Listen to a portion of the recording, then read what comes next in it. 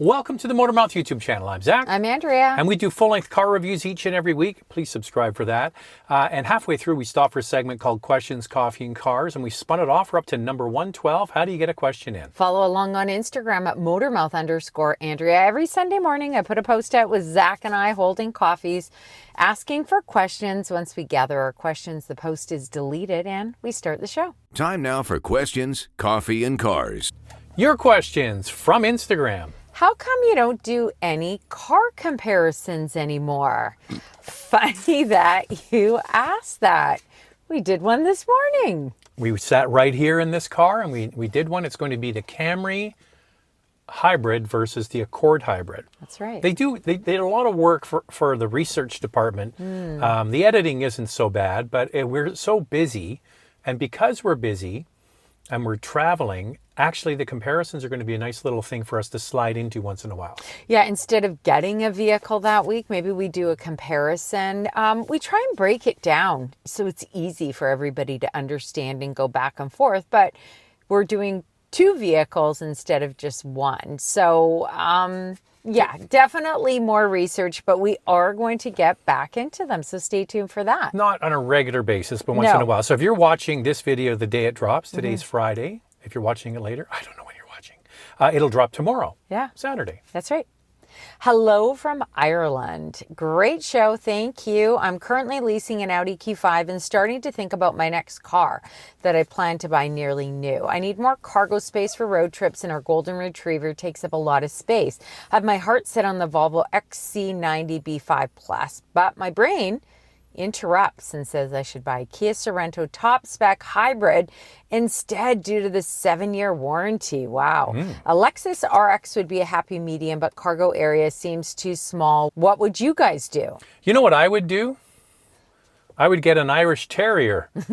Listen, you live in Ireland and you have a golden retriever. Nothing against your golden retriever, lovely dog, but we just had an Irish Terrier. A lot of people in Ireland don't even know there isn't such a thing. I know, and he's just amazing. He was amazing, like an amazing dog. Guinness, we miss him very much, but anyway, I'm adore sure him. your dog is very nice. Of the bunch, Andrea, I kind of like the Kia idea myself. Boy, 7-year warranty, that is quite incredible in Ireland. I don't know what the difference is in the price in Ireland, but here the XC90 costs more than the Sorrento. It's also bigger and it does feel more upscale. It feels like a premium brand. Volvo does a great job with their interiors. But that new Kia is pretty swish on the inside too. It is. Now, when it comes to reliability scores, JD Power gives the Volvo a reliability score of 70 out of 100 and the Sorrento 81 out of 100. So better. Consumer Reports doesn't give either a great reliability score, but road test score is very high for both of them. Yeah, and one is if you're going to get the XC90 with the plug-in, that's going to average down your fuel costs more because you have more EV range. Yeah. Where the good old Sorrento is just a hybrid. But you know, yeah, you can't beat the warranty. That's nice. 7 years. We only get 5 years. Amazing, but you probably pay more for the car. If you're talking XC90 B5, not the plug-in so hybrid. which one did he want? The B5 or the plug-in? It says B5, okay. So I'm assuming the gas model. Like Zach said, you know, the Sorrento hybrid, you're going to get way better fuel economy, and it's also quiet. Kia does a great job with their hybrids. Yeah, that vehicle, if you're going to get like a top spec one of those with the hybrid, it has a bit of a premium feel to it. It does. The Mazda CX-50 or Subaru Crosstrek for a new driver. I'm a total Mazda fan, but Subaru has seemed to hold up in crashes very well. Okay, Andrea, we've talked about this before. We can't say Mazda because Americans hate when we say Mazda. And in Canada, we don't say Mazda. So we're going with Mazda, okay? So the Mazda CX-30 versus the Crosstrek. Yes. Okay, you're going to do it? Ready? Okay, here we go. It's so hard to here we go. In decide. 3, 2, 1, Crosstrek. You didn't say. I know. In 3, 2, 1, cross. Okay. Lame. Okay, here we go. In 3, 2, 1, Crosstrek. I'm only going to say Crosstrek because I'm not bullying. I'm not saying what you have to it's say. a new driver. It's a little bit bigger. It has higher ground clearance than the CX-30. But I got to tell you, CX-30 is way more fun to drive than the Crosstrek, hands down. The so the Crosstrek is quieter. It's a very quiet vehicle. Has lots of great safety features. You've got the eyesight system with the new, I think it's got the 180-degree camera that sees through intersections, things like that. So yeah, there's a lot to like for both of them actually. What you get with the Crosstrek is way more space. If you need to take stuff in the back, like say your young driver is like to go skiing and stuff like that, the Crosstrek would be better. Or even rear seat legroom. I mean, you're just going to find more in the Crosstrek than you are in the CX-30 and rear seat headroom. So keep all these things in mind. As for crash tests, both of them rate really well, whether you get the CX-30 or you get the Crosstrek. The Crosstrek 2024 model got the IIHS 2023 top safety pick, but the year before the CX-30 got it. So when you look at the tests, they are identical pretty much. You know what you do? You drive them both and you buy the one you like. Yeah, you've got a new driver and like. you just, I don't know. I just think a young person with the CX-30. Yeah, but you've got the rugged so outdoorsy fun. kind of funky look. Could be. Great show. Any update on the Nissan Kicks 2025? Oh, Well, can we tell the story? Should we tell the story? Why can't we tell the story? Okay, so in July, we were supposed to go down to Santa Barbara and drive the Kicks. They had a big launch for Americans and Canadians, Mexico, I'm sure, as well. And we had our boarding passes. We had our bags packed. This was a Sunday, and we're supposed to leave on the Monday morning to fly down to LA. Yep. And we got a message at 6 p.m. This is 9 o'clock Eastern from the PR person saying, don't go to the airport. The event has been canceled. The event has been canceled. So now they did rebook the event for September, but we have another drive event that we're at and we can't go now. So I asked the PR team, I guess we have to wait until it's in the press fleet in Vancouver. When will that be? Haven't heard back. I have never, ever, ever, on all the years I've been traveling, doing press launches, ever have a company cancel less than 24 hours before. It never, ever happened. I've never actually had a press event canceled. So we did have the Silverado because of forest fires in Kelowna, though. But that's different. Yeah, they were supposed to do it in a part here, BC, and they had big forest fires. They had to cancel the whole thing. That's totally different. I suspect, I'm only speculating, this is not true. This is not, we don't know if this is true. I think there was something with the car that the technicians couldn't sort out. And they basically said, don't have the journalists come because we have this technical issue. And probably they were like, can you guys get this fixed by tomorrow? And they're like, no, we can't. So that's my only guess. Why you would, because you've got to remember, they were flying everybody there. They had hotel rooms, probably 60 or 80 hotel rooms a night. They had restaurants booked. They had, shuttles from Santa Barbara to LA and back and forth. That's like a 2-hour drive. And the cars were probably there. Well, the cars would be there. If we were going the next day, the cars would be there. The team that deals with all the cars would be there. All the research that goes into the drive route. Oh, yeah. I mean, it's astronomical what the cost would be to them to cancel. Yeah, so it doesn't make sense to me that... So I'm disappointed because I really wanted to drive the Kicks and I wanted to go on the drive event. You feel the same way as me. The Kicks is it's going to be a big really deal. Good. It's going to be a big deal and for them. Now we can't go. So I guess we wait for it to come in the press fleet in Vancouver. Like I said, we haven't heard back. Instead, we're going to Korea. Oh, well, yeah. Hello. Got to get some kimchi. I live in Oregon and going to be looking for an all-wheel drive compact SUV in 5 to 6 months. We'll be towing a teardrop trailer, so I'm leaning towards a turbo, either a Mazda CX-50 or a Subaru Outback. I'm like Andrea and like a sportier drive. Loved my 2002 Mazda Protege, and my wife likes a more comfortable drive, so not sure which one to get. However, a couple friends keep telling me don't get the turbo as turbos are all end up having issues. How reliable are gas turbos these days? Well, I would say if you like a sportier drive and then you're partner doesn't, the seats in the CX-50 are firm. So you're really going to have to go and sit in it, and don't just sit in it for 5 minutes. They're kind of hard. So yes, you might have an engaging drive, but if your spouse is not happy, then you're not happy. We all know that. Just to add something about the seats, there's not enough thigh support on those seats. And I did ask the product planner for Mazda when we were at the CX-70 event.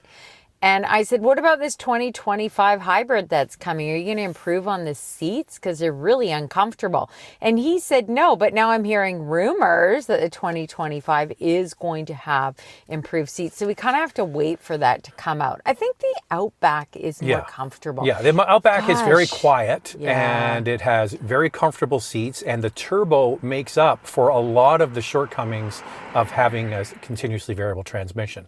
So I would say turbo 4-cylinders have been around for a long time now. It's not like it's new technology. And Consumer Reports has even said that there are manufacturers out there like BMW, Mercedes-Benz, Audi that have been making turbos for a very, very long time, and that they are quite reliable. And there have been no issues with the CX-50 turbo or the CX-5 turbo, CX-30 turbo, and same with Outback. Like I haven't heard of a lot of issues with that vehicle either. I mean, we're not a pipeline for every single issue that's come up. No. But I think you like the wagon kind of look, and I'm with you on that.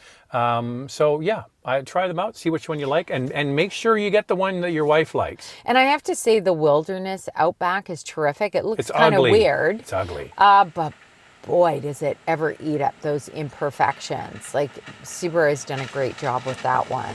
Hello, Motor Mouth. So glad I made it in time. I'm curious why you poor Canadians get so shortchanged by Toyota. In your last few Q&Cs, you and your viewers have mentioned that Toyota hybrids are still a wait. Here in Texas, RAV4 Primes, NX450Hs, Land Cruisers are sitting on the lots waiting for a buyer. Judging by your viewers, if Toyota made more cars for the Canadian market, they would sell like hotcakes. So my question is, why don't they? Well, the interesting thing is the RAV4 hybrid is made in Canada. Hello. The plug-in hybrids are made in Japan, but that will change. They have a new battery facility that's coming online in the U.S. that's going to supply all kinds of batteries, so they'll be able to make plug-ins in North America instead of bringing them in from Japan. I would suggest, Andrea, the price of fuel in Canada is a lot more than Texas. Like we've been to Texas many times, and we see the price of gas and we're like, wow, no wonder vehicles like the GX Lexus are so popular down there with V8s because gas is so cheap. I mean, here hybrids and plug-in hybrids are, in high demand.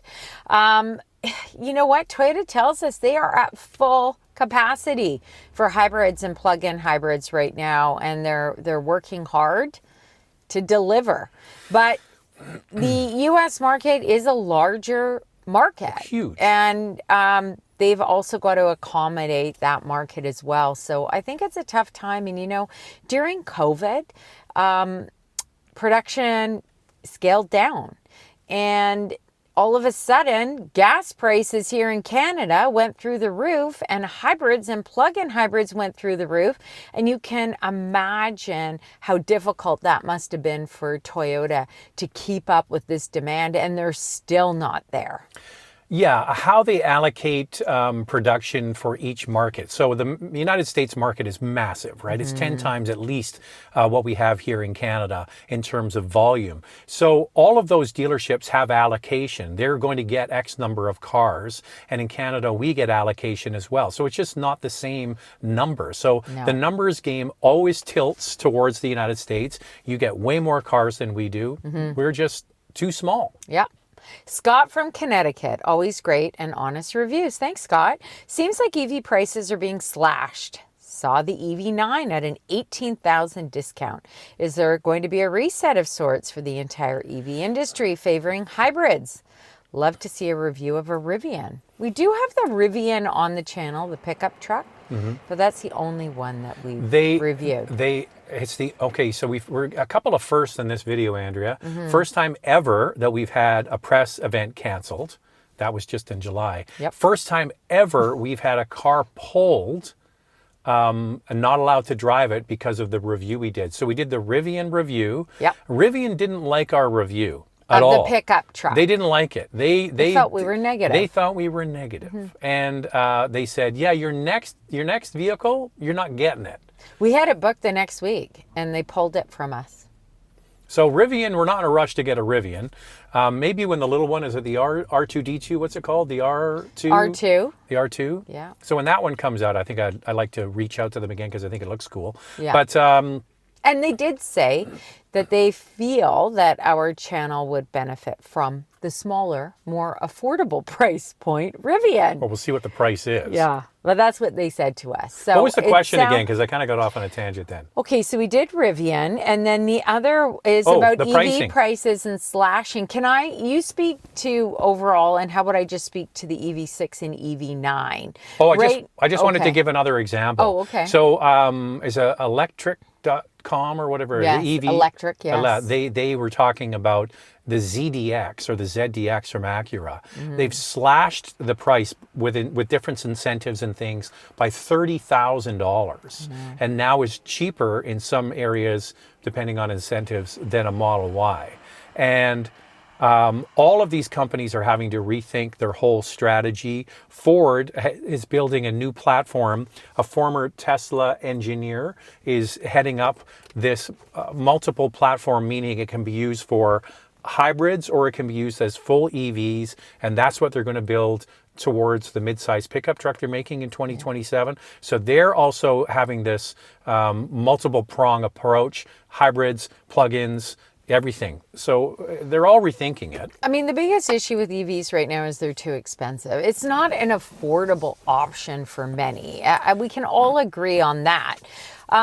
So EV6s and EV9s, yes, if you look at all of the forums, it's stating that you can go to the dealership and you can get all of these deals. One of the reasons why is 2025 models are coming in and they've got to get rid of their 2024 models. So it makes sense that there are some incentives there. I just want to say one thing about that. It crushes resale value. Yeah. It absolutely crushes. Can you imagine the poor schmuck that got the Acura ZDX and then they dropped the price by $30,000? That guy or that woman is out 30 grand. Yeah. Like, can you imagine that? So another article I saw, the problem, a lot of people are shy to buy electric cars because Andrew mentioned them, they're expensive, and they're really worried about resale value. So if you're going to take $60,000 and turn it into $30,000 in 18 months, I'm not taking that. So No. the average electric car is dropping, this is rough, by like 25% in 1 year, and the average gas car by 8%. I mean, people are pretty smart with their money. So if you don't care and you lease a vehicle every 3 or 4 years, you want the newest and the latest, you'll find that leasing, what does it matter? But you're always going to have that monthly payment. And if you're trying to get away from that, it's a little bit more difficult to do with EVs because the resale value isn't there on them, especially if you want to buy it out. However, something like the ZDX, ZDX from Acura, they've priced it low enough with monthly payments that it's $100 less than Tesla. Like they're really going after Tesla and trying to move these vehicles. So once again, you look at monthly payments and some people, that's all they care about. They just go, I've got $400. I'm just giving a number to It isn't spend a $400 month, bucks, yeah. to spend a month. And this is what I want to get. Yeah, but you never get off that treadmill. That's it. You always never get off. You always have monthly payments, and you Yeah. never build equity in the car because the car at the end of the lease it's just not. There's nothing there. So a lot of people are just worried that there's nothing in it. You're not going to have any equity at the end, so they're shying away from it. Or keep the vehicle long term, get the one that has the horsepower and range that you want, and don't ever plan on selling it. Just run it. Never run look it to back. the ground. Don't even look back. Don't even look in the rearview mirror. Just move forward. Just run it. You've got the vehicle that meets your daily needs. You love it. And it's got the tech that you need, the features you need. Just run it into the ground. That's it. That's it, Andrea. How do you get a question in for this Questions, Coffee, and Cars? Follow along on Instagram at motormouth_Andrea. Every Sunday morning, I put a post out on Instagram with Zach and I holding coffees. Once we gather our questions, the post is deleted and we start the show. Thanks for watching. See you next time. And if you like what you see, hey, subscribe.